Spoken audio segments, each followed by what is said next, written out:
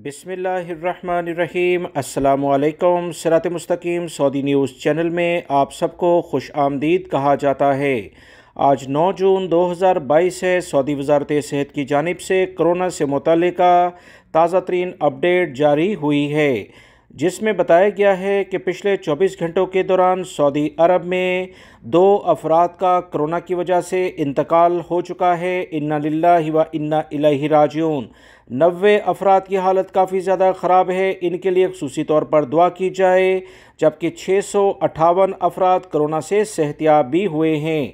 Saudi अरब में पिछले 24 घंटों में कितने अफराद बीमार हुए, इसकी तफसीलात सऊदी वज़ारत सेहत ने जारी करते हुए बताया कि 955 यानी 955 अफराद पिछले 24 घंटों के दौरान सऊदी अरब में कोरोना का शिकार हो चुके हैं।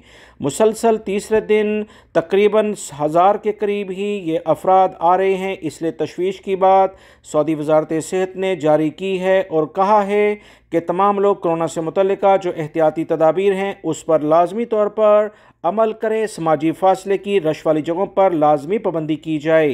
वीडियो लाइक करके शेयर भी कीजिएगा। अस्सलामु अलैकुम।